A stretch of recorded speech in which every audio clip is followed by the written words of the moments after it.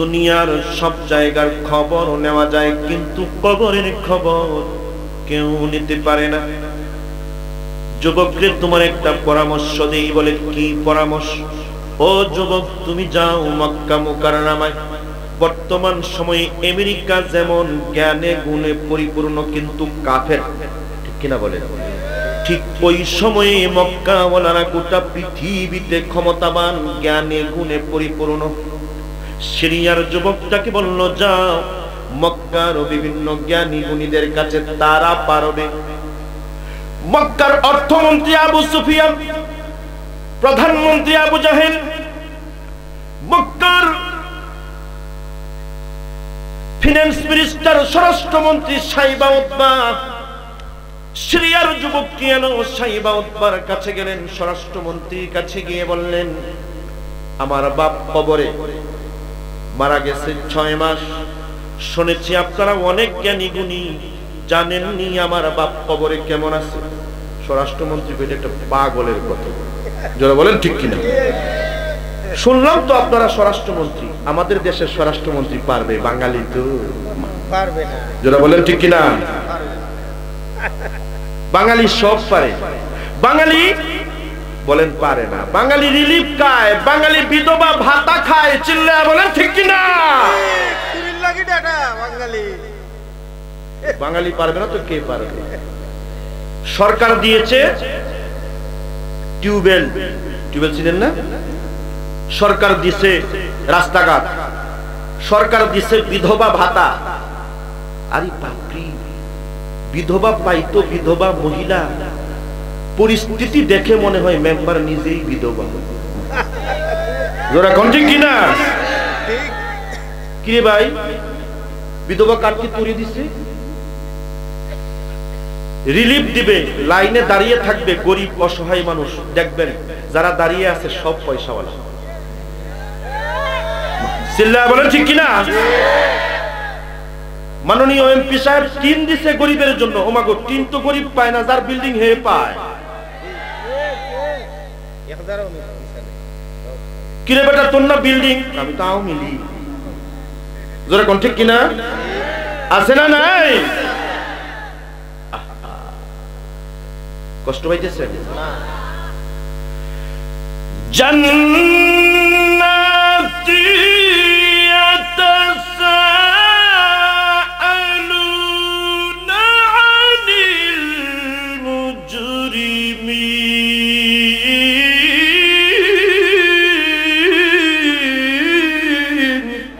আল্লাহু আকবার। আপনার এলাকার মসজিদ আছে না? আল্লাহ বলেন, হারাম যে খায়, হালাল যে ব্যক্তি খায়, যে ব্যক্তি হারাম খায় দুনিয়াতে বড় লোকই দেখায়। এই হালাল খানেওয়ালা লোক আর হারাম ব্যক্তি আল্লাহ তাআলা সাক্ষাৎ করাইয়া দিবেন।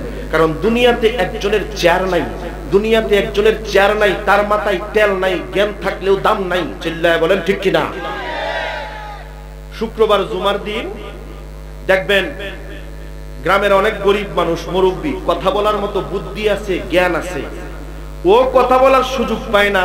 আর দেখবেন সুদখোর মসজিদের সামনের কাতারে দাঁড়ায় মাথা ঘুরি করে। কিরে ভাই, গরিব মানুষ, সে যদি বলতেও চায় আমার একটা কথা আছে, তো সুদখোরেরাই দমক দিয়ে বলতা ফকির নির্বেটা আবার কথা বলা। আহা, দুনিয়ার জমিনে যার তেল আছে তেলের মাথায় তেল দেন। হাসরে আইকেওয়ালা বাস আসেনি? আইকেওয়ালা বাস চিনেননি? দাওয়াত তো আর দিতেন না, না দিন, হক বলতে হবে। চিল্লায়া বলেন আল্লাহু আকবার।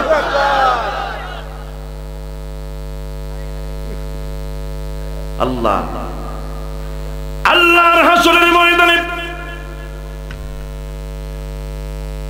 আল্লাহ তাআলা বয়ান করেন, ওয়ামান আ'রাদা আন যিকরি ফাইন্না লাহু মাঈশাতান দানকা ওয়া নাহশুরু ইয়াওমাল কিয়ামাতি আ'মা।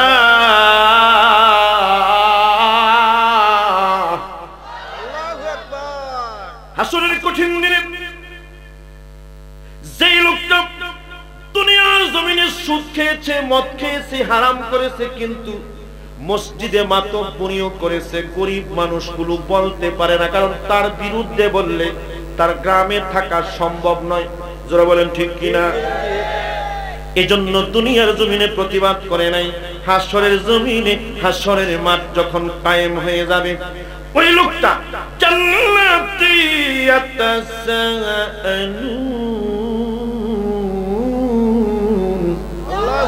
তাকায়া দেখবেন আমরার গ্রামের বড় ভাই সাহেব যেটা বেশি মাতব্বরি করত, সুদও খাইতো, এর গলায় দি জাহান্নামের বেড়ি, পেট মোটা হয়ে যাবে।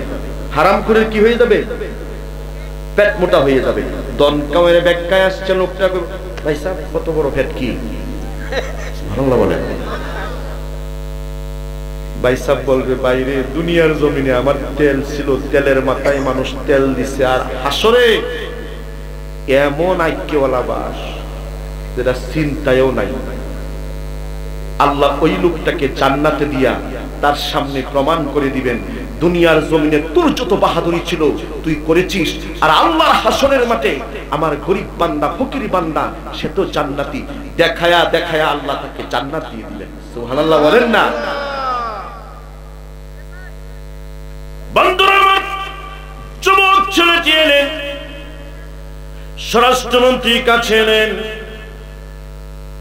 বললেন আমার বাপ কবরে কেমন আছে বলতে পারবেন না? বলে না। বুঝতে পেরেছি, আপনারা শুধু নামে জ্ঞানী, কামের। স্বরাষ্ট্রমন্ত্রী কয় অসুবিধা নাই, এটা কাজ করো, শয়তানের কিন্তু অহংকার বড়, ঠিক কিনা বলেন? তো ডাক দিয়ে বলে, যুবক, যুবকরি যাও মক্কার অর্থমন্ত্রীর কাছে যাও, তার নাম আবু সুফিয়ান, সে পারবে, সে বলতে পারবে কবরে তার বাপ কেমন। অর্থমন্ত্রী কই, দূর বেটা পাগল যুবক, কি বলিস, এটা আমি কেমনে বলি?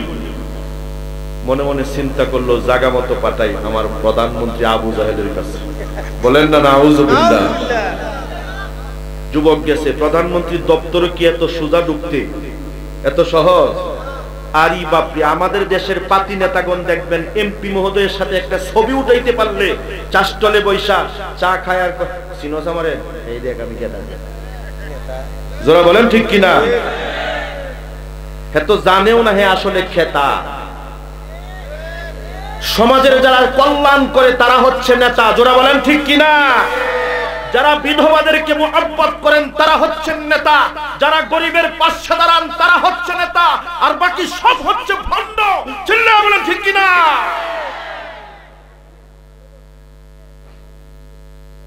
কষ্ট হচ্ছে আপনাদের? একটু খান, একটু জিকির করেন।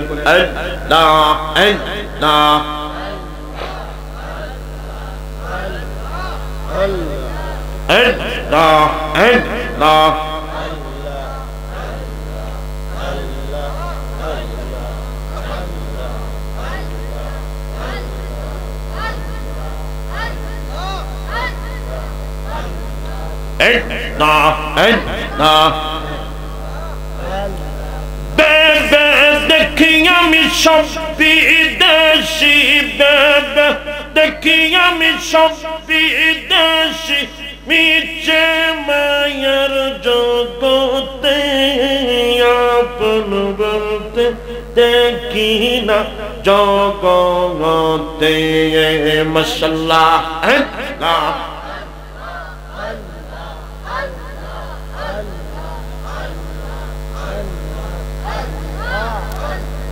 দয়াল নবী বিনে রে আপন বলতে দেখি না জগতে।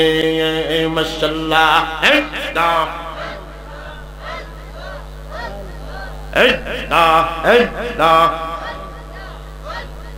তোমরা আমার যতই আপন জয়ন, সবাই মিলে তোমরা গো আমার করিবে দাফন। মাশাআল্লাহ।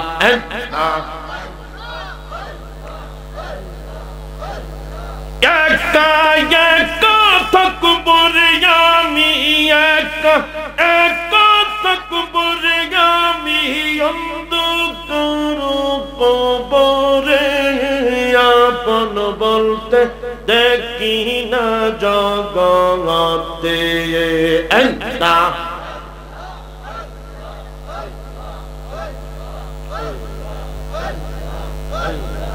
আল্লাহুম্মা সাল্লি ওয়া সাল্লিম বারিক আলাইহি।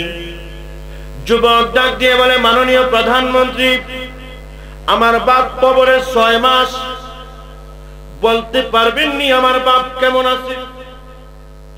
আবু জাহেল ডাক দিয়ে বলে, শয়তান তো অহংকারী, কয় আমি কেন বলবো তোর বাপ কবরে কেমন আছে? পারি বলবো না। পারে? যুবক কয়, না না বলেন, শুনেছি আপনি আবুল হেকাম, তামাম পৃথিবীর বড় জ্ঞানী। তো বলে আমি পারবো না, যাও যাও বাড়িতে যাও। যুবক এবারে বলে, বুঝতে পেরেছি, মানুষের মুখে মুখে শুনেছি আপনারা জ্ঞানী, আসলে হুদাই এটা কাজের না। শয়তান তো ভুলে গেছে, যদি সিরিয়ার যুবক সিরিয়ায় ফিরে যায় মক্কার বদনাম করবে। যারা বলেন ঠিক কিনা?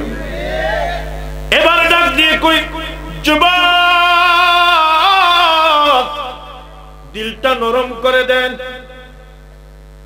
যুবক রে, আমার ঘর থেকে মাত্র 50 হাত দূরে, ও যুবক 50 হাত দূরে একটা যুবক, আমার ভাতিজা, ভাতিজার সঙ্গে আমার বিরোধ দ্বন্দ্ব, কথা বলি না, কারণ ভাতিজা কালিমা প্রচার করে আর আমি কালিমা মানি না।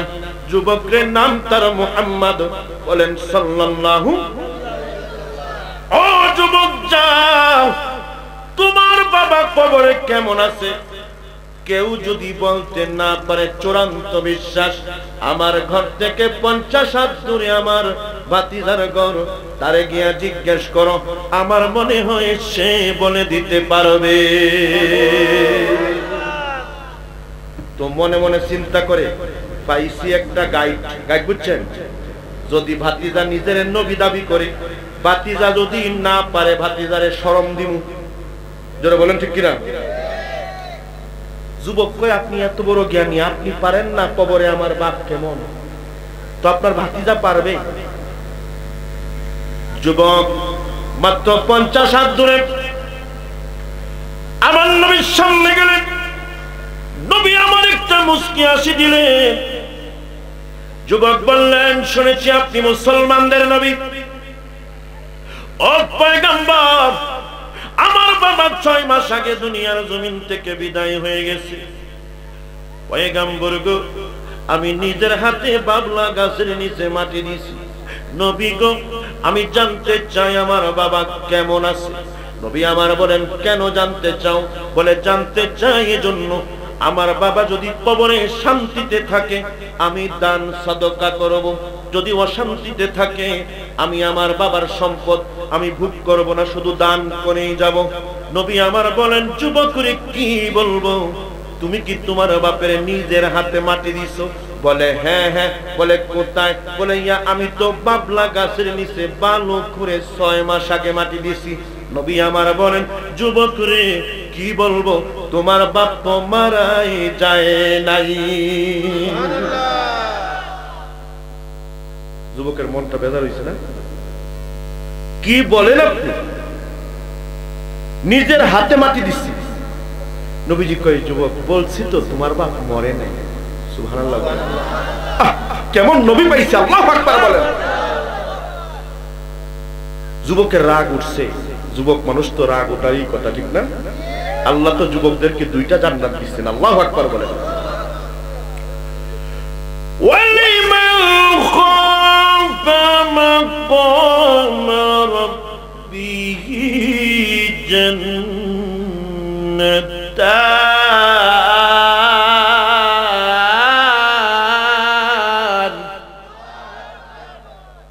একটা যুবকের জান্নাত কয়টা বলবো ইনশাআল্লাহ এই ব্যাপারে। আল্লাহু আকবার বলেন। রাগ উঠলেও যুবক তো আবু জাহেলকে এসে বলে, ও মক্কার লিডার, আপনার ভাতিজা তো আজব কথা শোনালো, নিজের হাতে মাটি দিছি। আপনার ভাতিজা বলতেছে আমার বাপ নাকি মরেই নাই। আবু জাহেল কই বলিস কি? ডাক দিয়ে বলে যুবক, যুবক রে, আবার যাও রে যুবক, আমার ভাতিজা যখন বলেছে আমার ভাতিজার জবানে মিথ্যা বলে না। একজন কাফেরের কি বিশ্বাস? আল্লাহু আকবার বলবেন।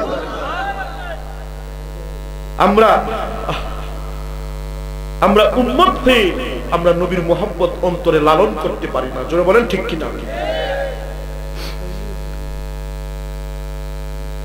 বন্ধুরা আমার, আমরা দামি মানুষ। সুবহানাল্লাহ বলেন। সুবহানাল্লাহ।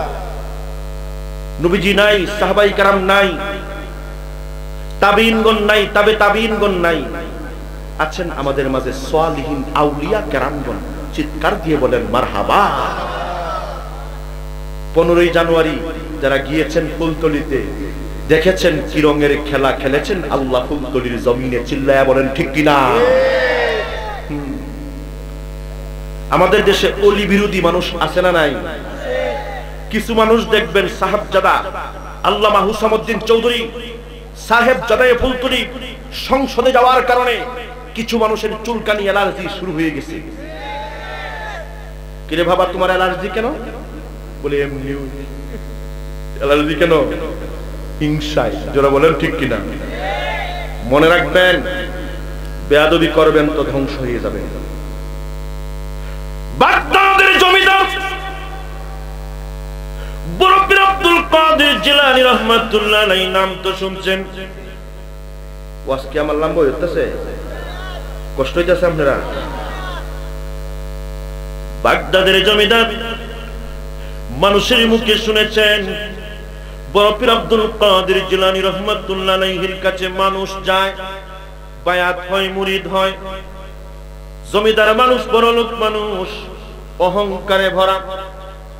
মনে মনে কই কেন মানুষ আব্দুল কাদেরের কাছে যায়? আমি একদিন নিজে যাব।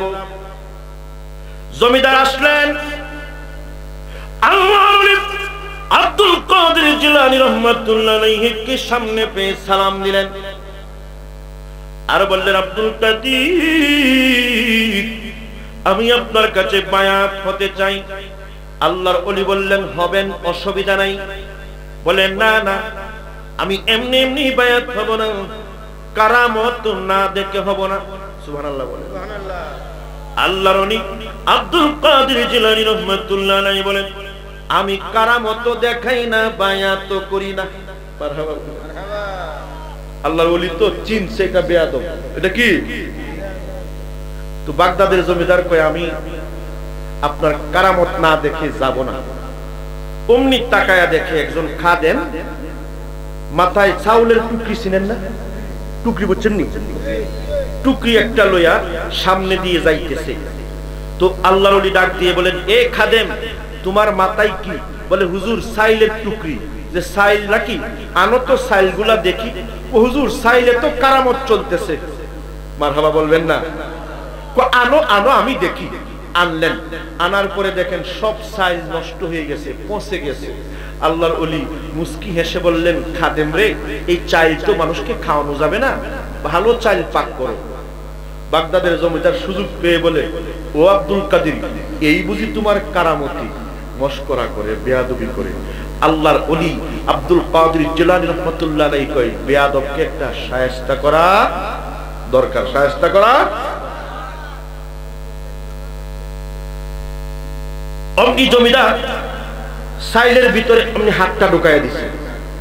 দেখবেন অনেক সাদা চাইলের মাঝে লাল লাল চাউল পাওয়া যায়। দেখছেন নি? একটা লাল চাউল জমিদার তার হাতের মুঠিতে নিলেন, নিয়ে বলতেছে, আব্দুল কাদের গো, এত বড় আল্লাহর ওলি আপনি, বলেন তো এই চাইলটা কার রিজিকে আছে? আল্লাহর ওলি অমনি বলে দিলেন, এই চাইলটা তো বাগদাদ থেকে 1200 কিলোমিটার দূরে মিশরের একটা মুরগার রিজিকে। সুবহানাল্লাহ বলবেন না? জমিদার হাসে, আমার হাতের মুঠিতে চাউল আর আপনি বলে এটা খাইবো মিশরের মুরগা, বড় আজব ব্যাপার না? তো আল্লাহর ওলি বলে আমি তো বলছি খাইবো মিশরের মুরগা। বাগদাদের জমিদার বললেন, ও আব্দুল কাদের, বুঝে শুনে কথা বলেন, আপনার সামনে চাইলে আমি আমার মুখে দিব। আল্লাহর ওলি বলেন দাও, অসুবিধা নাই। ও আমার মুখে দিলে তো আমার পেটে যাবে। ও না না, মিশরের মুরগায় খাবে। সুবহানাল্লাহ বললেন না? বাগদাদের জমিদার চাউল একটা, চাউল কটা, যেই মাত্র দিছে মুখে, মুখে না গিয়া গেছে নাকের ভিতরে, নেটওয়ার্কের বাইরে। আল্লাহর ওলি বলে খাইছো নি চাউল?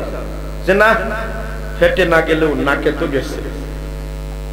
ও আব্দুল কাদের, মিশরের মুরগাই তো খাই নাই। আল্লাহর ওলি বলেন না, খাইবো মিশরের মুরগাই। সুবহানাল্লাহ বলেন না? ঠিক আছে, আমি চলে যাচ্ছি, আমি দেখবো চাউল এখনো আমার নাকের ভিতরে যায়, রাস্তা দিয়ে যায়, আর ফেট ফুট করে চাউল তো বের হয় না। বাড়িতে গেছেন, বড় লোক মানুষ তো জমিদার, বউ এটাও বড় লোক, বড় লোকের বউ তো বড় লোকই হয়। যারা বলেন ঠিক কিনা? দিনের বেলা যেমন তেমন, রাত্রে বেলা যখন স্বামী স্ত্রী শুইছে আর জমিদার যখন ফেট ফুট করে, বউ কয় তুমি আলাদা বিছনায় যাও। কারণ বেশিরভাগ মা বোনেরাই যারা একটু বেশি গরম, তাদেরকে স্বামীকে রাখতে চায় না, বরং অন্য পুরুষের সামনে মেকআপ লাগাইয়া যাইতে বড় মজা লাগে। কইতাম না একটু?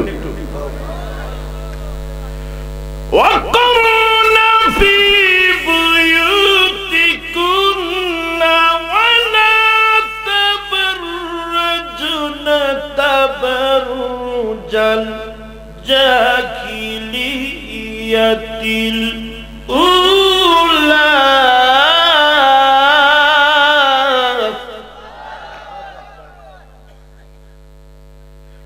আল্লাহ তাআলা বলেন,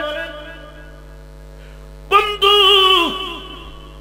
দুনিয়ার সমস্ত মা বোনদেরকে জানায়া দেন, তারা যেন ঘরের ভিতরে থাকে, তারা যেন জাহিলি যুগের মা বোনদের মতো রাস্তায় বের না হয়।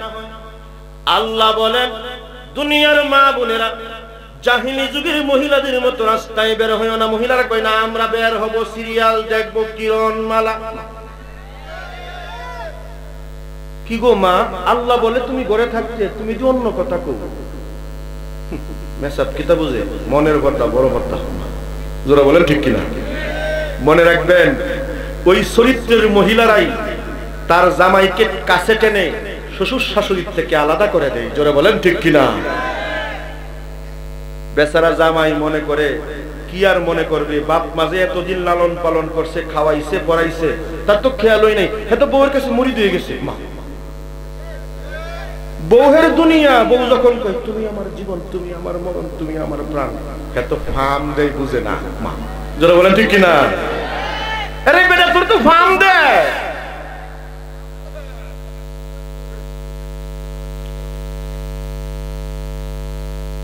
জামাই বেচারার ক্যান্সার হইছে। কি তুইছে? যারা বলেন না কি তুইছে? ক্যান্সার। সয় সম্পত্তি আছে, আগে আসিন বিদেশ, ওখান দেশ আসার পরে ক্যান্সার হয়ে গেছে। বিদেশ থেকে যত টাকা পয়সা, আলি বাপরি, বাপ মার নামে অ্যাকাউন্ট দূরের কথা, বাপ মা তো ফানের পয়সাই মিলে না। জোরা বলেন ঠিক কিনা? ও মা গো, অ্যাকাউন্ট দিব বউয়ের নামে। বউয়ের নামে অ্যাকাউন্ট করতাম না, আমার বাপ মা তো দিলে সব খাই লাগবো, বাপ মা খাইবো, ভাই বেড়াদর খাইবো, ইরা সহ্য হয় না, সহ্য হয় বউ যা খাইবো সব সহ্য হয়, মজা হয়ে লাগবে। জোরা বলেন ঠিক কিনা? বাপে খাইবো, মায়ে খাইবো, বাইয়ে খাইবো, বইনে খাইবো, এটা বেটির খালি জ্বলে। আর বেটি বেটির বাপেরে খাওয়াইবো, মায়ের খাওয়াইবো, সবাই খাওয়াই, বেটির খালি মজা হয়ে লাগে। যারা বলেন ঠিক কিনা? কিরে তোর গত হইছে না বেটা বেটার মার গত হইছে? তুই যত অধিকার দেখাস। ক্যান্সার হইছে, ওখান ডাক্তার কইছে, আমার কথা বুঝেননি আপনারা? আমি তো নেত্রকোনা ময়মনসিংহের মানুষ, আমার বাসা বুঝেন তো ঠিকঠাক মতো। ক্যান্সার হওয়ার পরে বাপ মা তো আগেই ছাড়িয়ে দিছে, বিদেশ থাকছে, টাকা অ্যাকাউন্ট করছে কার নামে? বউয়ের নামে। বাপ মা তো মায়ের মন, হিরে আমার পুতের ক্যান্সার, মন চায় বাপে না করে যাইস না, তোর পুতে তোরে দেখতে পারে না। মা খালি উকি সুখী ভাই, আরে আমার ফুলাটা অসুস্থ। চিল্লায় বলেন ঠিক কিনা? সুন্দর বাদু পাইয়ার সন্তান, সুন্দর বাদু পাইয়ার সন্তান, বুইলা রইলা যেই মাকে এমন আপন পাইবে না জগতে, বলো না এমন আপন পাইবে না জগৎ। চিল্লায় বলেন ঠিক কিনা? বউ বলতেছে তুমি তো আমার জান, তুমি আমার প্রাণ। ডাক্তার বলছে 3 মাস পরে তোমার ডেট শেষ। মন চায় আমার হায়াত থেকে তোমার একটু হায়াত দিই। বেটা আরো ফামে ফুলছে, ঠিক না? ফুললা কয়া হারে আমি তো বাঁচতাম না, তোমার হায়াত থেকে আমারে দিবা হায়াত। যদি বাঁচতাম সারা জীবন তোমারে কুলে লইয়া করতাম। ফাইটা যায়, বুকটা ফাইটা যায়। ঠিক কিনা? আমরা দেশে গরু বাছু আছে না আপনারা? গোয়াল গরু, একটা গরু এটা ছুটে গেছে। তো জামাই বউ যে করে আলাপ করে, ওই গরের বারিন্দা একটা মাটির ফাতিল, ফাতিলের মাঝে সিটালালি। অন্ত বুঝেন গরু তো সিটালালি দেখলে লোক, এটা দড়ি চিরা সিটালালি খাইতো কইরা, শিং বড় বড়, ফাতিলের ভিতরে মুখ যায় না। তো কেজায় মোড়ায় কোন রকম মুখ দিছে, দিয়া লালি তো খাইছি, ফাতিল তো আর ছুটে না। আচ্ছা গরু এখন দেখেনি, দেখে না, কি করব? অন্ধকারের মাঝে গিয়ে ওই জামাই বউ যে করে রসের আলাপ করে, বেটিয়ে ফাম দেয়, কোনো গিয়ে মারছে লাত্তি। বউ তো আর গরু চিনে না, কারণ এই যে গরুর মুখ ফাতিল। বউ কয় বাবা আজরাইল আমি না, এই যে ক্যান্সারের রোগী হই না।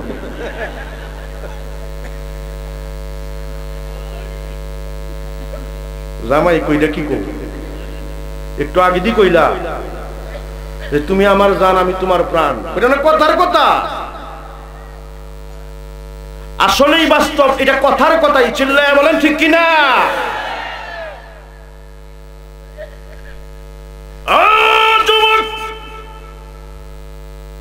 আজকে গিয়ে তুমি তোমার মায়ের পায়ে ধরো, বাবার পায়ে ধরো। যুবক রে, তোমার বাবা দুনিয়ার একটা সূর্য, তোমার মা একটা চন্দ্র। মালিক ইবনে দিনার রাহমাতুল্লাহ আলাইহি মক্কাতুল মুকাররমায় হজ করতে গেলেন। হজের শেষে তিনি হাতিমে কাবার সামনে একটু ঘুমায়া পড়লেন। ইমামে জৌজি রাহমাতুল্লাহ আলাইহি ওনার কিতাবে লেখেন, মালিক ইবনে দিনার রাহমাতুল্লাহ আলাইহি মনে মনে টেনশন, প্রভু গো আমার হজ কবুল হয়েছে কিনা। ইলহামের মাধ্যমে আল্লাহ জানায়া দিলেন, মালিক ইবনে দিনার রে তোমার হজ কবুল হইছে। তবে রে মালিক তোমার একটা ডিউটি দেই। বলে কি? বলে মুহাম্মদ ইবনে হারুন সমরকন্দি নামে একটা লোক, উজবেকিস্তান, আমাদের ইমাম বুখারী যেখানে জন্মগ্রহণ করেছেন ওই এলাকার নাম সমরকন্দ। মুহাম্মদ ইবনে হারুন সমরকন্দি 40 বার হজ করেছেন। মালিক ইবনে দিনার রে তার হজ 40 বার করলে একবার কবুল হয় নাই, তার খবরটা জানায়া দাও। সুবহানাল্লাহ বলেন। মালিক ইবনে দিনার রাহমাতুল্লাহ আলাইহি চলে গেলেন উজবেকিস্তানের সমরকন্দ এলাকায়। গ্রামের লোকদেরকে জিজ্ঞেস করে, এরে ভাই তোমরা চিনুনি মুহাম্মদ ইবনে হারুন সমরকন্দি রে?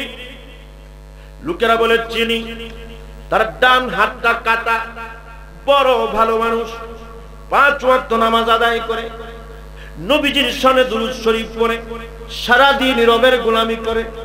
মালিক ইবনে দিনার রাহমাতুল্লাহ আলাইহি বড় টেনশনে পড়ে গেলেন। এত ইবাদত করে 40 বার হজ করছে, একটাও হয় নাই।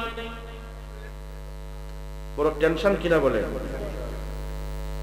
মালিক ইবনে দিনার রাহমাতুল্লাহ আলাইহি বিরান ভূমি মরুভূমির মাঝে গেলেন। মুহাম্মদ ইবনে হারুন সমরকন্দি সালাম দিলেন আর বললেন, মুহাম্মদ ইবনে হারুন সমরকন্দি, আমার নাম মালিক ইবনে দিনার। মুহাম্মদ ইবনে হারুন সমরকন্দি ডাক দিয়ে কই, মালিক বুঝতে পেরেছি জানাইতে এসেছো আমার হজ কবুল হয় নাই। সুবহানাল্লাহ সুবহানাল্লাহ। তো বোঝা গেল তার নেটওয়ার্ক অনেক বড়। নেটওয়ার্ক কি এত বড় নেটওয়ার্ক, এরপর হজ কি কবুল হয় নাই? কারণ আছে না নাই? ওলি আল্লাহর বাংলাদেশ। আল্লাহু আকবার বলেন। ওয়াজ মনে বেশি লম্বা হইতেছে, ঠিক না? সরি ঠিক ঠিক আছে, অনেক লম্বা হইতেছে।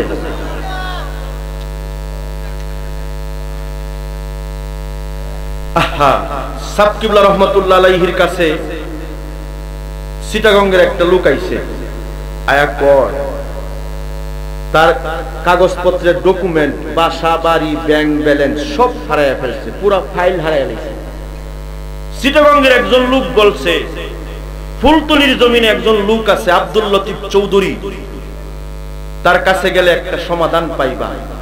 চিটাগাং থেকে ব্যবসায়ী মানুষ আসছেন ফুলতলিতে। মুহাদ্দিস সাহেব হুজুর রহমাতুল্লাহ আলাইহি, হবিবুর রহমান সাহেব নাই দুনিয়াতে, আপনারা চিনেননি অনেকেই, উনারে পাইছেন। হুজুর, আমি চিটাগং থেকে এসেছি, আমি ফকির হয়ে গেছি, ব্যাংক ব্যালেন্স, ব্যবসা বাণিজ্যের কোনো ডকুমেন্ট আমার নাই। লোকমুখে শুনেছি আল্লামা সাহেব কিবলা ফুলতলি রহমাতুল্লাহ আলাইহি আল্লাহর ওলি, তার কাছে আসছে। বলেন যাও যাও যাও। তো গেছেন, সাহেব কিবলা ঘর থেকে বের হচ্ছেন, লোকটা গিয়ে হাজির। হুজুর, আমি এসেছি চিটাগং থেকে, আমার কাগজপত্রের যত ডকুমেন্ট সব হারাইয়া ফেলছি। সাহেব কিবলা কয়, তোমারই তাকে আমি নিছি। সুবহানাল্লাহ কইতেন না? আচ্ছা বলেন, তোর বেলার মন বেজার হইছে না? কোন কারণে আইলাম? আর সাবে কি কয়? যারা সাবরে দেখছেন, সাব এমন করেই কথা বলতেন। মারহাবা বলেন না? লোকটা ফিরে আসছে। মুহাদ্দিস সাহেব হুজুর বলে, কি বাবা? কি আর বলবো, আসছিলাম বড় আশা নিয়ে, আমারে উল্টা বলে তোমার কাগজপত্র ডকুমেন্ট এগুলা কি আমি নিছি। কো বাবা রে, রাগ করিও না, আবার যাও। গেছেন। ও সাহেব, আমি তো বড় আশা করে আসছি। যা আশা করে আসছো আমি কি করব? তোমারে দিয়ে আমারও একটা আশা আছে, করবানি? সুবহানাল্লাহ কইতেন না? কোন বেটা কয়, আমারে দিয়ে আবার কি আশা? তো তোমার তো ধনী মানুষ, টাকা পয়সার অভাব নাই। বলে, জি সাহেব, টাকা নগদ আছে অনেক কিছু। ফুলতলির থেকে জকিগঞ্জ পর্যন্ত রাস্তা বড় বেকওয়ার্ড, এটা করিয়ে দাও। বেটা কয়, একে তো হইলো আইলাম না কিছু, আবার আমারে কয় কি রাস্তা করিয়ে দাও। এখন সামনা সামনি আর কি বলবে? বলে, তো আমি কইলেই তো দেওয়া লাগতো না। বাচ্চা সাপ দি মনে। তো সাপ কিবলা কয়, বেটা দুসুন নুসুর বাদ দিয়ে কো, জোরে বলেন না সুবহানাল্লাহ। দিবি তো দুসুন নুসুর। এবার বুঝছে না গো, আমার ভিতরে দুসুন নুসুর, এটা দিয়ে সাপ কয়। আল্লাহু আকবার বলবেন না? কয়, আচ্ছা সাপ দিমু। বেটা হুন, আমি কিন্তু বলছি না যে তোর কাগজপত্র আমি দিমু, তুমি তোমার দিবা। জি সাহেব, মনে মনে কি করবো, বিপদে পড়ছি। ছোট বলেন ঠিক কিনা? মুহাদ্দিস সাহেব হুজুর কয়, কি হইলো? হুজুর, দ্বিতীয়বার ফাটায়া যা ডাকাতি করলেন, কাগজপত্র তো গেলই, উল্টা আরো কথা দিয়ে আসছে। আমি কথা একটু ভিতরে একটু গোলমাল ছিল, সাপ কই দুসুন নুসুর বাদ দিয়ে কইতাম। ওখান তো বয় এসে গেছে, যেগুলো নগদ আছে এগুলো যাই ঘুরি দেলাইমু। সাব বাড়ির থেকে বের হইতেছে, সাহেব বাড়ির গেট এখনো পার হয় নাই। তৎকালীন সময়ে সিটি সেল মোবাইল ব্যবহার হতো, হাজারে মানুষের কাছে একটা থাকতো। যারা বলেন ঠিক কিনা? চিটাগাংয়ের ব্যবসায়ী ওনার পার্সোনাল সেক্রেটারি ফোন দিলেন। ফোন দিয়ে বললেন, স্যার, আজকে সকাল বেলায় ছেঁড়া ফেরা জামা নিয়ে একটা মানুষ আমার বাড়ির গেটের সামনে আসলো। গেটের সামনে এসে বলল, এই ধরো কাগজপত্র, এটা আমার কি? সুবহানাল্লাহ। ফোনে কইতাছে দর বেটারে দর, কি ধরবো স্যার, কাগজপত্র দিছে আর তাকায় দেখি নাই। সুবহানাল্লাহ বলেন না, উচ্চ কণ্ঠে বলেন না আল্লাহু আকবার। চোখের পানি ছেড়ে দিয়ে কান্দেন আর আবার সাহেব বাড়ির দিকে রওনা দিলেন। সাহেবের সামনে গেছে, সাপ করে ফাইলাইছো বুঝি, হ্যাঁ ফাইলাইছো, আল্লাহু আকবার বলবেন না। আমরা তো সেই জমিনের, আপনারা সেই জমিনের লোক, চিল্লায়া বলে আল্লাহু আকবার। খুশি না বেজার আল্লাহকে হাতটা উঠায় দেখান, নারে তাকবীর, নারে রিসালাত, ওলি আল্লাহর সম্মেলন। আমার বন্ধুগণ, মালিক ইবনে দিনার রাহমাতুল্লাহ আলাইহি উনি বলেন, ও মুহাম্মদ ইবনে হারুন সমরকন্দি, কোন কারণে আপনার এই অবস্থা? 40 বার হজ করেছেন, কবুল হয় নাই। তো ডাক দিয়ে বলে, মালিক ইবনে দিনার, আমি ছিলাম নেশাখোর, প্রতিদিন নেশা করে বাড়িতে আসতাম। আমার গর্ভধারিণী মা, আমি গভীর রজনীতে আসার পরে তাকায় দেখতাম আমার মা দরজার মাঝে পিঠ ঠেক দিয়া বসে রইছে। কয়েকদিন গভীর রাতে আমি এসেছি, মদ খেয়ে খুব বেশি নেশা হয়ে গেছে। আমার মা আমাকে কিছু গালাগাল করলো, একটু মারধর করলো, আমার রাগ উঠে গেল। আমি আমার হাত দুইটা দিয়া, হারুন সমরকন্দি বলেন, আমার মাকে আমি উপরে উঠাইলাম, মাথার উপরে জ্বলন্ত আগুনের মাঝে আমি আমার মাকে ছেড়ে দিছি। জ্বলন্ত আগুন, নেশার ঘুরে আমি আমার মাকে রক্ষা করতে পারি নাই। সকালবেলায় তাকায় দেখি আমার জনম দুঃখিনী গর্ভধারিণী মা পুরে কয়লা হয়ে গেছে। আমি হুঁশ পাই নাই, আমি তো বেহুশের মাঝে করেছি। আমি কি করব? একটা ধারালো ছুরি দিয়ে ডান হাতটা আমি কেটে ফেলেছি। কেন আমি এমন পাপ করলাম? আমি আমার গর্ভধারিণী মাকে পুড়িয়ে ফেললাম। মুহাম্মদ ইবনে হারুন সমরকন্দি বলেন, জগতের মানুষ, আমি আমার সমস্ত সহায় সম্পদ দিয়ে আল্লাহ রাস্তায় দান করে দিলাম। মক্কায় গেলাম, মদিনায় গেলাম, একবার নয়, দুইবার নয়, 40 বার গেলাম। যতবার যাই ইলহামের মাধ্যমে বিভিন্ন আবদালগণ আমারে জানায়া দেয়, হারুন সমরকন্দির তোর পাপ ক্ষমা হয় নাই। মালিক ইবনে দিনার ফান টান নাই না, ফান দিন যে অত রাইতে ওয়াজ করলে ফান লাগে না। এইখানে আসলে রে আমরা কষ্ট হইতেছে আপনারা, রাইট বেশি তো একটু ফান টান লাগে, মজুর এখন ঠিক কিনা? মুহাম্মদ ইবনে হারুন সমরকন্দি চোখের পানি ছেড়ে ছেড়ে বলেন, মালিক ইবনে দিনার রে যাও। মালিক ইবনে দিনার চলে এলেন। আল্লাহ তাআলা ইলহামের মাধ্যমে আমার জানায়া দেয়, মালিক ইবনে দিনার রে আবার যাও যাও যাও, তারে জানায়া দাও আল্লাহ তাকে মাফ করে দিবেন একটা শর্তের বিনিময়ে। সুবহানাল্লাহ। বলে কি শর্ত? আল্লাহ জানিয়ে দিয়েছেন, মুহাম্মদ ইবনে হারুন সমরকন্দি হাসরের ময়দানে তার মাকে, তার মায়ের সামনে মুহাম্মদ ইবনে হারুন সমরকন্দিকে জাহান্নামের ফেরেশতারা জাহান্নামের গলার বেড়ি লাগায়া দিলে মায়ের কলিজার ভিতরে দরদ আসবে। ওই দিন মা যখন মাফ করে দিবে, আল্লাহ সেদিনই মাফ করে দিবে। জোরে জোরে বলেন সুবহানাল্লাহ। যুবক, আজকে তুমি তোমার স্ত্রীর কথায়, মা বাবাকে ছাড়িয়া শুধু বউয়ের কথায় চলো, আর খালি অ্যাকাউন্ট বউয়ের নামে। যুবককে এগুলো বাদ দাও। নিজের মা বাবা যতদিন আছে তোমার বউকে তুমি সম্মান করো, ইজ্জত দাও, নিষেধ দিব না। বউকে পর্দা মতো চলতে বলো, বউকে তোমার মা বাবার খেদমত করতে বলো। আমার মা বোনকে বলবো শ্বশুর শাশুড়ির খেদমত করবেন। আসলে শ্বশুর শাশুড়ির খেদমত নয়, বরং আমার আল্লাহ তার হাবিবকে রাজি আর খুশি করে দিলে। আল্লাহ কবুল করুক, আমিন বলেন। জমিদারের বউ মনে আসেনি? আছে মনে? শেষ করে দিতাম, আপনারা কষ্ট হইতেছে মনে হয়। জমিদারের বউ কই ফেট পুত্র আলাদা যাও। কি করব, বড় লোক মানুষ যৌতুক নিয়ে বিয়ে করছে, যৌতুক যখন খাইছে তখন তো হুঁশ নাই, এখন তো বউ গালি দেয়, ঠিক কিনা? হায় রে হায়, যৌতুক মনে আমরা দেশ নাই নাকি? আছে। এ আল্লাহ, বাংলাদেশে এত বেশি যৌতুক। ছেলের বাপেরা, ছেলেরা মনে হয় যে মেয়ের বাপের ডাকাতি করে নিয়ে আসে। জোরে বলেন ঠিক কিনা? তো আপনি যখন আরেকজনের মেয়েকে ডাকাতি করে আনবেন, তখন আপনার সংসারে সুখ আসবে কি করে?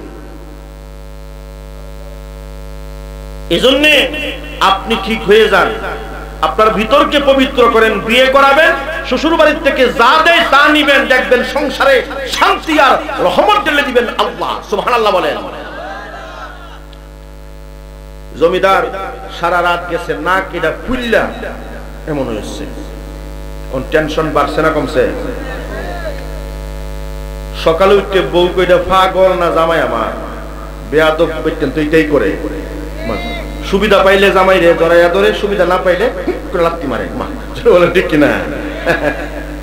ভালো মা বোনেরা এরকম করে না, আদর্শবান মা বোনেরা এরকম করে না। আপনার নাম কি? আপনি কি ধনী মানুষ? আচ্ছা, ধনী না হইলে আল্লাহ দিব, অসুবিধা নাই। শুকুর মিয়া সভাপতি আজকে, শুকুর হোসেন, ঠিক না? মনে করেন উনি কয়েক কোটি টাকার মালিক, চিন্তা করে দিব আল্লাহ, কয়েক কোটি টাকার মালিক। এখন যদি ওনাকে বলি, জনাব সভাপতি সাহেব উনি যাবেন সিলেটে, বাসায় কেউ নাই, ছেলে মেয়ে বউ বাচ্চা কেউ নাই, যে উনি ওনার বাসার ভিতরে কোটি টাকার সম্পদ আছে, এখন এই সম্পদ গুলা সব হালাল, তো উনি যখন সিলেট বা কোথাও যাবে, বলেন তো বাসা বা গেট তালা মারবে কিনা? জোরে বলবেন, তালা মারবেন কিনা? যদি জিজ্ঞেস করি, ও শুকুর হোসেন সাহেব তালা কেন মারবেন, আপনার সম্পদ কি হারাম? উনি বলবেন, না হুজুর, সম্পদ তো হালাল, কিন্তু তালা মেরেছি এই জন্যে চুর ডাকাতের ভয়। জোরে বলেন ঠিক কিনা? ও মা, ও বোন, তোমাকে বলছি, তুমি পবিত্র, তুমি হালাল, মনের পর্দা বড় পর্দা। এই যুক্তি দিয়ে তোমার জিন্দেগি চলবে না। কেন? কেন? বিশ্বাস করো, ঘরের সম্পদ হালাল হওয়ার পরেও কোথাও বের হলে যেমন করে লকআপ করতে হয়, তালা মারতে হয় চোর ডাকাতের ভয়ে, ঠিক তেমনি ভাবে মা বোন, তুমি পবিত্র হওয়ার পরেও তুমি যদি নিজেকে তালা না মেরে, পর্দা না করে ঘর থেকে বের হও, চোর ডাকাতের ভয় আছে না নাই? এজন্যই তোমাকে পর্দা করতে হবে। আল্লাহ কবুল করুক, আমিন বলেন। আর সমস্ত শ্বশুর শাশুড়ির খেদমত করার তৌফিক দিক, আমিন বলেন। জমিদার বেচারা গেছে বাগদাদের বড় মেডিকেলে। বড় লোক মানুষ তো মেডিকেলে গেলে তো একটা দাম আছে। আপনি আমি গেলে ইচ্ছে পরীক্ষা একটা জায়গা 10টা, কিন্তু আপনার এমপি বা আপনার ওই বড় নেতা ফেতা গেলে পরীক্ষা 10টা দেওয়ার সাহস আছে? করে বাঙ্গেল তো না ধরিয়ে মা, যেরকম ঠিক কিনা? যে সিনস আমার আমি আওয়ামী লীগ ডাক্তার ফাইট দিয়ে দিব করে গু বাড়িয়ে মা, যেটা বলেন ঠিক কিনা? বাবা আইসে, আপনি আমি গেলে সামান্য অসুখ, পরীক্ষা 10টা। জমিদার মানুষ তো গেছে, ডাক্তাররা বলে কি হয়েছে স্যার? যে আমার নাকের ভিতরে একটা সাই, এটা কেমনে গেছে? আসল কথা কয় না, গেছে গা কোন রকম। তো এটা কি করব? ওটা বের করেন। ডাক্তাররা এমনি চেষ্টা করছে বের করার, নেটওয়ার্কের বাইরে বের হয় না।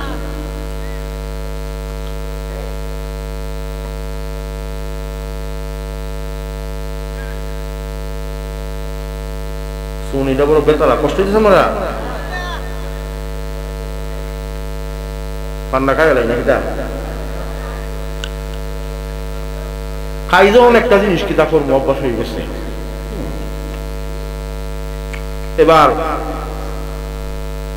ডাক্তাররা চিন্তা করলো অপারেশন করা লাগবে, তাদের কাছে অপারেশনের মাল সামানা নাই। ডাক্তাররা বলল, জমিদার সাহেব এক কাজ করেন, মিশরের নাক কান গলা বিশেষজ্ঞ বড় মেডিকেল আছে, ওখানে গেলে চাইলিটা বের করবে। হে মিশরের কথা শোনার পরে ডাক্তার সাহেব আর কোনখানো নাইনি হাসপাতাল।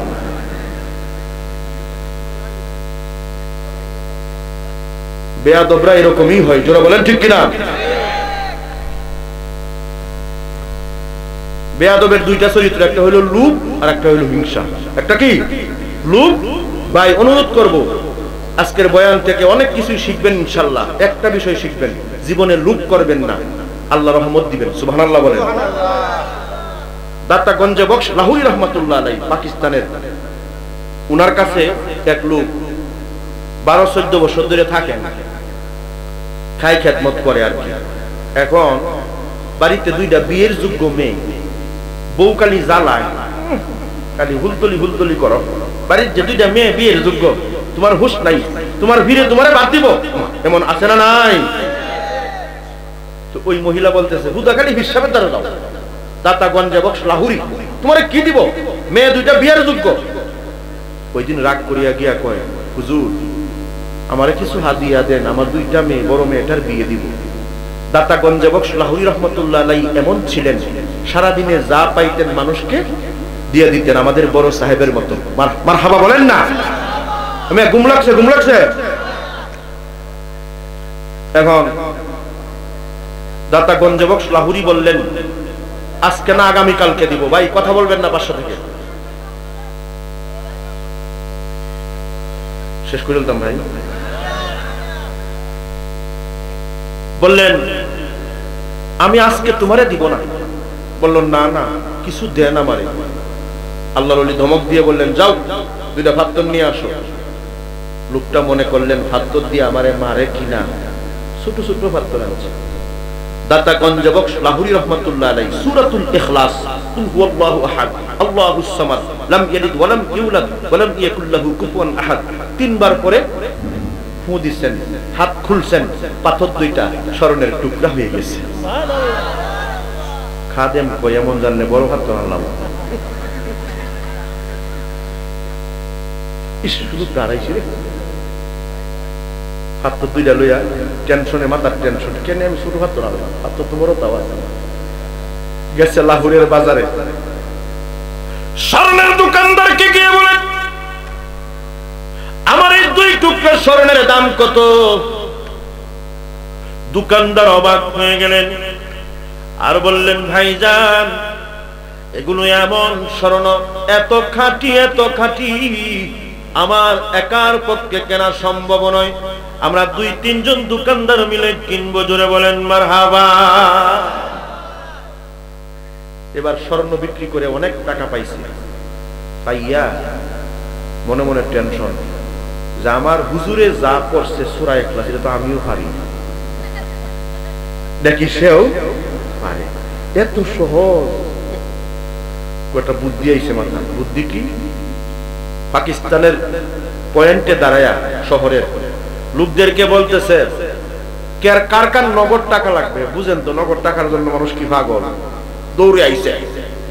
ও টাকা দিব শর্তের বিনিময়ে, এত ছোট ছোট পাথর আমার বাড়িতে টুকরি দিয়া জমা করবা। লোকের এটা ব্যাপার হইলো, নগদ টাকা। সবাই টাকা নিয়ে সব টাকা বন্টন করে দিয়া দিছে। বাড়িতে আসছে, সিনা টান করে, বউরে কখনো মস্তানি করিও না, ওই যে গরিব বেটার লগে বিয়া ঠিক করছিলাম বড়পুরির, আর বিয়া দিতাম না। ওখানে আমি বুঝলাম, আমি মাল পাইছি। বউ কই, কি কৌ না যে পাইছি একটা জিনিস। তাকায়া দেখে লোকেরা পাথর, বাড়ির সামনে অনেক পাথর জমা করছে। সিনা টান করিয়া কো, বউ যাও 2টা পাথর লই যাও। 2টা আইন বেশি না, তুই কি করবো এটা দিয়া? আনছে পাথর, সূরা ইখলাস 3 বার পরে হে ফু দিছে, পাথর তো পাথর। হ্যাঁ মনে মনে কই, বুঝছি জের জবর মনে হয় বেশ কম হয়েছে। লোভ তো, জোরে বলে ঠিক কিনা? লোভ। সারা দিন সূরা ইখলাস পড়ছে। বউ কই ঘটনা কি, খালি ফু দেও কি?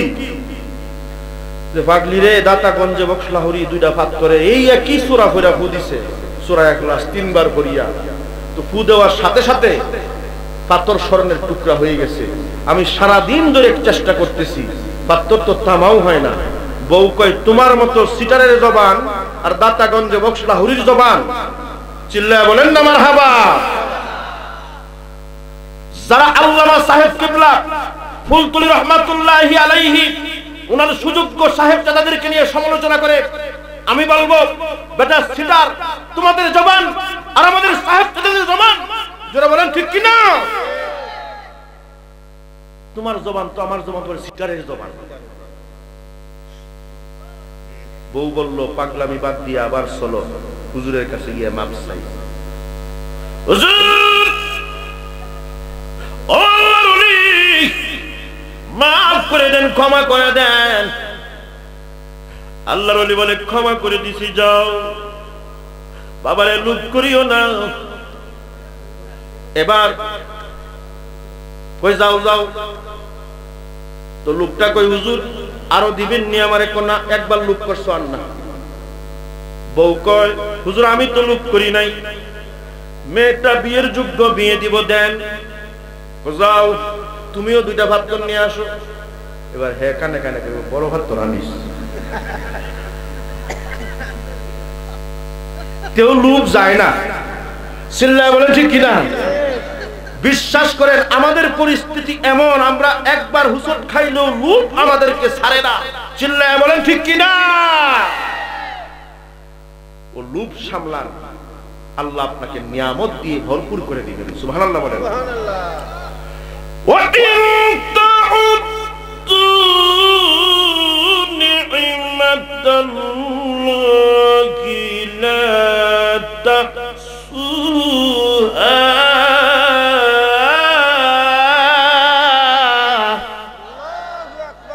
চিল্লায় বলেন আল্লাহু আকবার।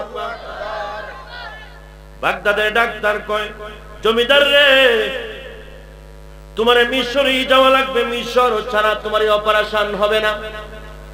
কার যাই করি মিশর আমি যাইতাম না। বাড়িতে আসছে, নাক এত বেশি ফুলে গেছে চেহারা আর দেখা যায় না, পাগলের মতো। বাধ্য হয়ে ঘোড়ায় সাওয়ার হয়ে বাগদাদ থেকে রওনা দিছে মিশরে। মিশরে গিয়া মস্তানি হাসপাতালে গিয়া কয় আমি মিশরের জমিদার। ডাক্তাররা কয় বেটা নেতাগিরি বাদ দে, কারণ এক জায়গার নেতা আর এক জায়গার খেতা। যারা বলেন ঠিক কিনা?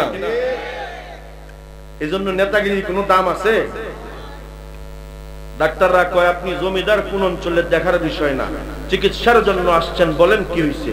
যে ডাক্তার নাকের ভিতরে একটা সাও বড় বেজাগাত গেছে, এটা বের হয় না। ঠিক আছে অপারেশন লাগবে, তোমাকে সেন্সলেস করতে হবে। জমিদার কই সেন্সলেস করেন আর যাই করেন, সাউল এটা কিন্তু আমার দরকার। শয়তান তো। ডাক্তার কই ঠিক আছে তোমার সাউল তুমি খাইবা। অপারেশন করলেন, সাউল এটা বের করলেন। বন্ধুরা আমার, আপনারা নবীগঞ্জ সিলেট বড় বড় মেডিকেলে গেলে দেখবেন ডাক্তাররা শখ করে বড় বড় মুরগা ফালে। ডাক্তার মনে করলো এই সাইলিটা দিয়ে কি করবো পাগলে, অমনি হাত থেকে ফেলে দিয়েছে। হাসপাতালের পাশে একটা মুরগা খট করে এসে খায় ফেলছে। আল্লাহু আকবার বলেন। জমিদারের সেন্স ফিরছে, ডাক দিয়ে কয় ডাক্তার রে আমার সাল কই? মুরগায় খাইছে। চোখের পানি ছেড়ে দিছে। আহারে ও আল্লাহর আব্দুল কাদের জিলানী, আপনারা চিনতে পারি নাই, বুঝতে পারি নাই। মিশর থেকে আবার চলে আসছে বাগদাদে। আল্লাহর ওলির কদমে গিয়ে বলেন হুজুর মাফ করে দিন, বেয়াদবির শাস্তি আমি পেয়ে গেছি, আমারে বায়াত করেন, বায়াত করেন। জোরে বলেন মারহাবা। হাসবি রাব্বি জাল্লাল্লাহ মা ফি কলবি গায়রুল আরে নূর মুহাম্মদ সাল্লাল্লাহু লা ইলাহা ইল্লাল্লাহ সুবহানাল্লাহ লা আরে নবী বিনে দরদি কেউ নাই রে মুমিন ভাই নবী বিনে দরদি কেউ নাই চিল্লায় বলেন ঠিক কিনা আল্লাহকে করিতে খুশি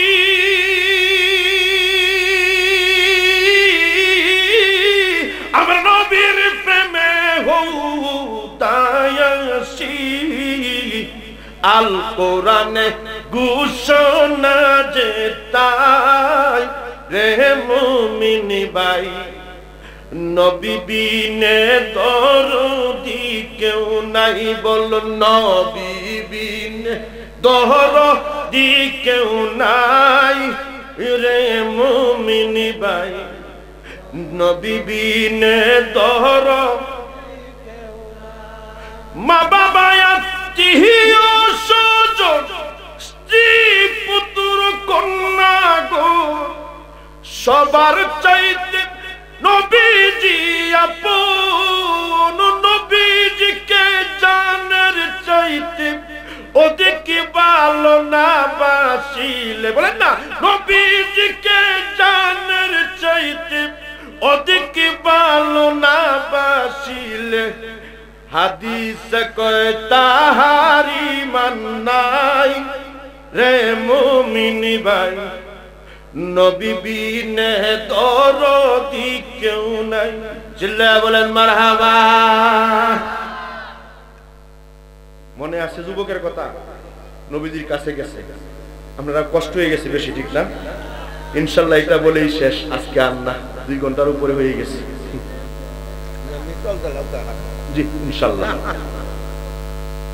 আবু জাহেল কই যুবক আবার যাও বাতিজা আমার জীবনে মিথ্যা বলে না তুমি শুনতে ভুল করছো আবার গেছে ইয়া রাসূলুল্লাহ আমার বাপ তো মারা গেছে 6 মাস নিজের হাতে মাটি দিছি নবী কই না মরছে না তো কোন বিপদ হইছে না একটা যুবক তো রাগে ফায়া কি কইছ নিজের হাতে মাটি দিলাম আবার চলে আসছেন ও প্রধানমন্ত্রী আবু জাহেল আপনার ভাতিজা বলে দিয়েছে আমার বাপ মারা যায় আমি নিজের হাতে মাটি দিয়েছি আবু জাহেল মন্ত্রী পরিষদ ডাকছে সমস্ত মন্ত্রীদেরকে ডাকিয়া বলল একটা সুযোগ পাইছি আমার ভাতিজাকে ধরার মন্ত্রী পরিষদের এরা কয় প্রধানমন্ত্রী গো আমরা যতটুকু চিনি আপনার ভাতিজারে আপনি এর চাইতে বেশি চিনেন আপনি যুবকের কথায় কান দিবেন না শরম পাবেন আপনার ভাতিজা যদি বলেই থাকে যুবকের বাপ মারা যায় নাই তাহলে মনে প্রাণে মানি আলন মারা যায় নাই আরে যুবক আবু জাহেল করে আবার যাও গিয়ে বলো তোমার বাপ যদি মারা না গিয়ে থাকে দুনিয়ার জমিনে থাকে তাহলে আছে কই সুবহানাল্লাহ বলবেন কি নবী আমরা পাইছি আল্লাহু আকবার বলেন যুবক গিয়া কই হুজুর বুঝলাম আমার বাপ মারা গেছে না নিজের হাতে মাটি দিছি কিন্তু আপনি বলছেন মানলাম কিছু সময়ের জন্য তো বলেন বলেন আর প্রমাণ দেন আমার বাপ মারা যায় নাই কেমনে আপনারা আমার দিনের নবী বলেন যুবক রে আমি রাহমাতুল লিল আলামিন মক্কা মুকাররমা থেকে আমি দেখতে পাচ্ছি তোমার বাবা সিরিয়ার একটা খেজুরের বাগানের পাশে বকরি রাখালি করে আরে যুবক প্রমাণ চাও তুমি যাও তুমি তোমার মাকে গিয়ে জিজ্ঞেস করো তোমার বাবাকে দুনিয়ার সমস্ত মায়েরা জানে তার ছেলের আসল বাবাকে যারা বলেন ঠিক কিনা যুবক চলে গেলেন সিরিয়ায় মারে গিয়া কয় মাগো ও মা আমার বাপ কই মরল না 6 মাস আগে ওমা গোমা আব্দুল্লাহর ছেলে আমেনার ছেলে রাহমাতুল লিল আলামিন মুসলমানদের নবী মুহাম্মদ সাল্লাল্লাহু আলাইহি সাল্লাম বলে দিয়েছে আমার নাকি বাবা দুনিয়ার জমিনে আসে। মা এবার চিৎকার দিয়ে কই বাবা রে, আব্দুল্লাহর ছেলে আমেনার ছেলে যদি এমন কথা বলে থাকে রে বাপ, যেই মানুষ মায়ের পেটের ভিতরের খবর সন্তানের খবর বলে দেয় তার বাবা কি, এ মানুষ সাধারণ মানুষ না। চল চল আমারে নিয়ে মক্কা, তোর বাবা আসলে মারা যায় নাই, যে লোকটা মারা গেছে এটা তোর বাপ না, তোর বাপ হলো বকির রাখালি করে জাহিলি যুগের প্রতারণায় পরে আমি তার সঙ্গে জিনা করছিলাম। বলেন নাউজুবিল্লাহ। তুই জিনার ফসল। মহিলা চলে গেলেন নবীজির দরবারে, পায়ে ধরলেন আর বললেন হুজুর, যে মানুষ মায়ের পেটের ভিতরে সন্তানের বাবাকে বলতে পারে এই মানুষ সাধারণ মানুষ না, কামলিওয়ালা নবী মুহাম্মদুর রাসূলুল্লাহ। জুরে জুরে বলেন মারহাবা। আরে বহুদিনের পাগল আমি কামলিওয়ালা কই, বলন বহুদিনের পাগল আমি কামলিওয়ালা। ওদের দেখলে বসি নইলে মরি, দেখলে বসি নইলে মরি, নইলে পাগল হই, বহুদিনের পাগল আমি কামলিওয়ালা। চিল্লায় বলেন মারহাবা। এবার শেষ কথা, হযরত আবু হুরায়রা উনি চুরির মাল পাহারা দেয়, মনে আছে নি? আল্লাহু আকবার বলবেন না? ওয়াজ কারদান আল্লাহ সব ঘুরে ফিরে আয়াতুল কুরসিতে আসছে কিনা বলেন? আল্লাহ কবুল করুক, আমিন বলেন। নবীজি বলেন আবু হুরায়রা, সুরকে তুমি ছাইরা দিলা কেন? হুজুর আমার দিলে দয়া হইছে, কো দেখো আজকে আবার আসবে চুরি করতে। সুবহানাল্লাহ বলেন না? একে তো নবীজি সাথে ছিলেন না, বলে দিচ্ছেন রাত্রে সুর আসছিল, আবার আগামী কালকে সুর আসবে, এটা বুখারীর হাদিস। আল্লাহু আকবার বলেন। আলিমুল গায়বি ওয়াশ শাহাদাতি হুয়ার রাহমানুর রাহিম।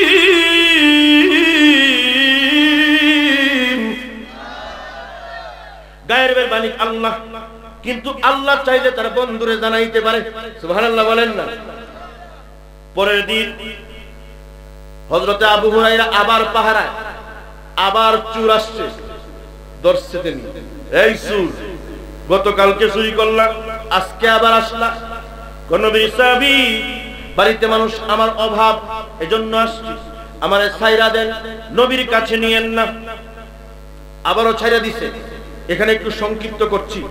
তো নবীজি আবার ফজরের নামাজ পড়ে বললেন, ও আবু হুরায়রা, সূরা আজকে আসছিল নি? ও জি হুজুর। কো অসুবিধা নাই, কালকে আবার আসবে। মারহাবা বলেন। তৃতীয় দিন আবার আসছে, আবার ছেড়ে দিলেন। অনেক লম্বা কথা। নবীজি বলেন আজকেও ছেড়ে দিছো? বলে জি হুজুর ছেড়ে দিছি। আল্লাহর নবী বলেন, আবু হুরায়রা রে, তৃতীয় দিন কেমনে ছাড়লা? হুজুর আমি মনে মনে চিন্তা করছি সুর যেমনে পারি দইরা আপনার কাছে আনবো। তো সুরে কয়, আবু হুরায়রা তোমার একটা জিনিস শিখাই, একটা আমল শিখাই, শিখলে তুমি এর বিনিময়ে আমারে ছাইরা দিবা। তো শিখাও শিখাও। সুরে ডাক দিয়া কয়, আবু হুরায়রা রে শোনো শোনো, সূরাতুল বাকারার 255 নম্বর আয়াত, রাতের বেলায় তুমি পড়িয়া যদি ঘুমায়া পড়ো তোমার এই গম পাহারাদারি করা লাগবে না। আয়াতুল কুরসি একবার পড়বা, তোমার ঘর, তোমার জমিন, তোমার সম্পদ আল্লাহ তাআলা নিজে তার ফেরেশতা দিয়া পাহারা দিবেন। জোরে জোরে বলেন সুবহানাল্লাহ। নবীজি বলেন, এই আমল তোমারে শিখাইছে সুরে। তুমি জানো এই সুর কিন্তু সাধারণ সুর না। এই সুর বড় আলেম ছিল এক সময়, তার নাম ইবলিস, পরে সে ইবলিস হয়ে গেছে। এক সময় মুআল্লিমুল মালায়েকা ছিল, জ্ঞান ছিল, জ্ঞান কাজে লাগাই নাই। আমল জানে কিন্তু আমলে কাজ হয় নাই। কেন? নবীকে না মানার কারণে, আল্লাহকে না মানার কারণে। চিল্লায়া বলেন ঠিক কিনা? আয়াতুল কুরসির ফজিলত আরো বহুত বহুত বহুত তাফসীর করা যাবে এইটুকুনের মাঝে আজকে বলছি যতটুকু কথা বলছি আমি সহ আল্লাহ যেন আমল করার তৌফিক দেন, বলুন আমিন। আর সামনে বাড়ছি না।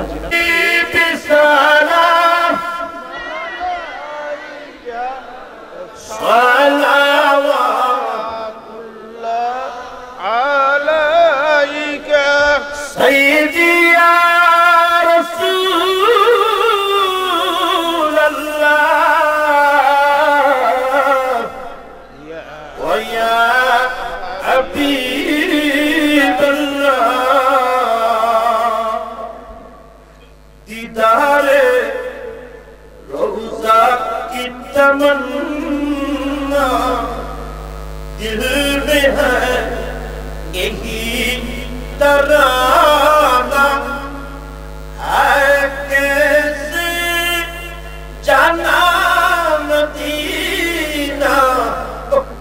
बोलें ना या रसूल अल्लाह। बेकुल है दिले दीवाना या नबी,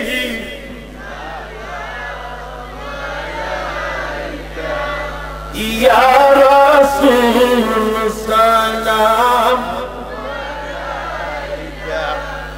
या हबीब सलाम, सलावत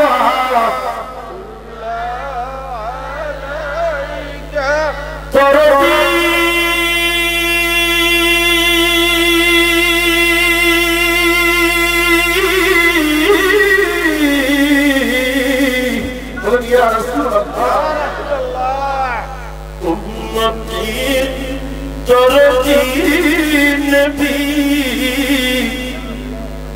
जीवने मरने साथी को ओबरे नूरेर बाती को लुके बने अपनी मदीना। আমি জানি হৃদয়ে আঙিনা ইয়া নবী,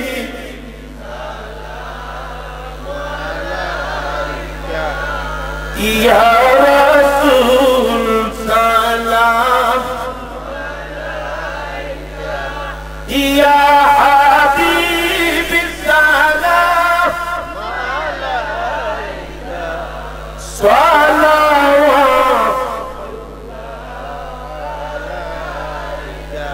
মদিনা।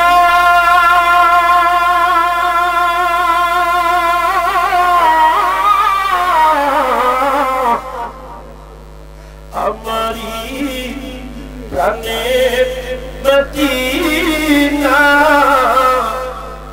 মদিনা মনের বাসনা, মদিনা প্রাণের যাচনা, মদিনা দুঃখের সান্ত্বনা, আশিকদের গলা রমালা ইয়া নবী,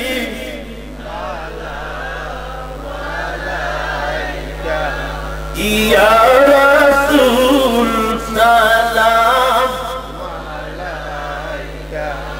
ইয়া হাবিব সালাম আলাইকা, সালাওয়াত في الدنيا حسنة وفي الآخرة حسنة وقنا عذاب النار، وقنا عذاب القبر، وقنا عذاب الحشر، وقنا عذاب اليوم القيامة. رب ارحمهما كما ربياني صغيرا। প্রভু গো, প্রায় 2-2.5 ঘন্টা যাবৎ গুনাহগার মাইক ধরেছি, মৌমাছি চাকের মতো মানুষগুলো জট বেঁধে বসে রয়েছে ঠান্ডার মাঝে। প্রভু, এরা তো আমি গুনাহগারের জন্য না, এরা তোমার কোরআনের পাগল, এরা তোমার নবীজির পাগল। আয় আল্লাহ, যা কিছু এই মাহফিলের মধ্যে ওয়াজ নসিহত জিকির আজকার হয়েছে, আয় আল্লাহ হাদিয়াটুকুন কোটি গুণে বাড়াইয়া সোনার মদিনায় নবীজির রওজা তোহারে নুরানি কদম মোবারকে পৌঁছাই দাও। আয় আল্লাহ, বান্দারে তুমি যদি মাফ করে দাও, তোমার বিরুদ্ধে কোনো মামলা চলে না। এরে মালিক, তোমার বিরুদ্ধে কোনো আপিল চলে না। তুমি আমার এমন রব, আল্লাহ গুনাহ করতে করতে কলিজার ভিতরে দাগ লেগে গেছে, পর্দার অন্তরালে আমার মা বোনেরাও হাতটা বাড়াইছে। আল্লাহ, আমরা গুনাহগার, গুনাহ নিয়ে তোমার দরবারে সারেন্ডার করলাম। মাবুদ, জিন্দেগীর সমস্ত গুনাহগুলোকে তুমি মাফ করে দাও। যত গুনাহ করছি আল্লাহ গোপনে, যত গুনাহ করছি আল্লাহ গোপনে, মাফ করে দাও দয়াল আল্লাহ নিজ গুণে, মাফ করে দাও দয়াল আল্লাহ নিজ গুণে। তুমি ছাড়া কারো কাছে করিব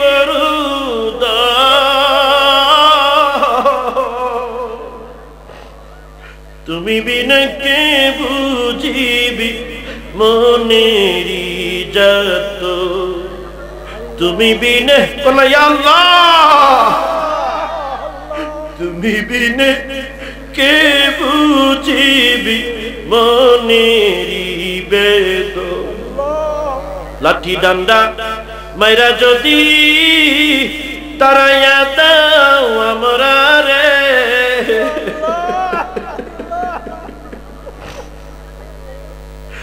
গুইরা গুইরা আসবো মোরা তোমার দরবারে। ও মাবুদ, জানি না গো আল্লাহ, জনম দুঃখিনী কার মা কবরের জমিনে শুয়ে রইছে, কার জানি রে আব্বা কবরের জমিনে শুয়ে রইছে।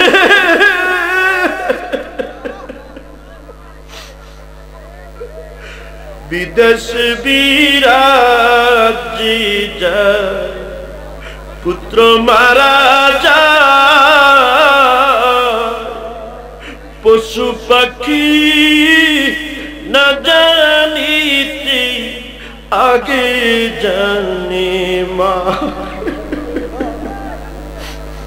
আজকের মাহফিলে জনম দুঃখিনী মা হারাইয়াকে হাতটা বাড়াইছে তোমার তো। আজকের মাহফিলে গিয়া মা বলে ডাকতে পারবো না, বাবা বলে ডাকতে পারবো না, এমন মানুষ যারা আছে গো আল্লাহ। আল্লাহ, তুমি যদি মাফ করে দাও, তোমার বিরুদ্ধে মামলা নাই। মালিককে গুনাহের দিকে তাকাইও না, আমাদের আব্বা আম্মার কবরগুলোকে জান্নাতের বাগান বানায়া দাও। আয় আল্লাহ, এই মাহফিল নিজ আগনা সমাজ কল্যাণ সংস্থার উদ্যোগে যুবকেরা সাজাইছে, গ্রামবাসীরা সাজাইছে গো আল্লাহ। আল্লাহ, এই গ্রামের যত কবরস্থান রয়েছে, প্রত্যেক কবরে আল্লাহ তুমি এর হাদিয়া পৌঁছাই দাও।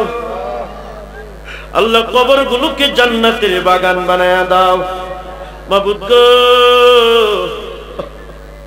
যাদের আব্বা আম্মা আছে খেদমত করার তৌফিক দাও। কান্দাইও না, কান্দাইও না মা বাপ রে,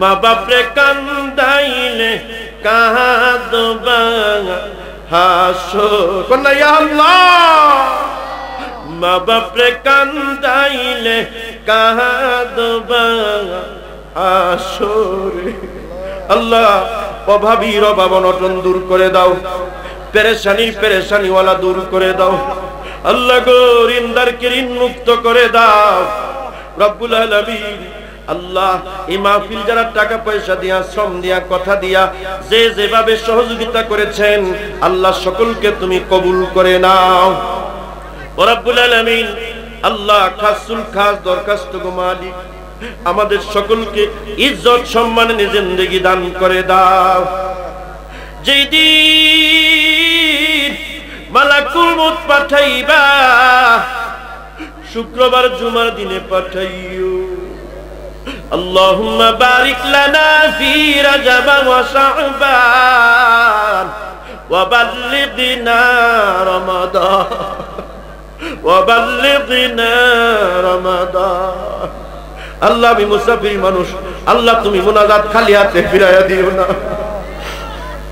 রব্বুল আলামিন যেই দিন মালাকুল মউত পাঠাইবা ওই দিন মায়া করিয়া তোমার রহমতের কোলে উঠাইয়া লইয়া আল্লাহ আমার পর্দার অন্তরালে মা বোনদের হায়াত বাড়ায়া দাও মা বোনদেরকে পর্দানিশীন বানায়া দাও আয় আল্লাহ প্রত্যেকটা মানুষ আল্লাহ যিনিরা প্যান্ডেল দিবেন স্টেজ দিবেন মাহফিলে যে যেরকম সহযোগিতা করছেন আল্লাহ প্রত্যেকের সাদকারে তুমি কবুল করে নাও আখেরি সময়ে জবানে পড়ায়ো লা ইলাহা ইল্লাল্লাহু মুহাম্মাদুর রাসূলুল্লাহ।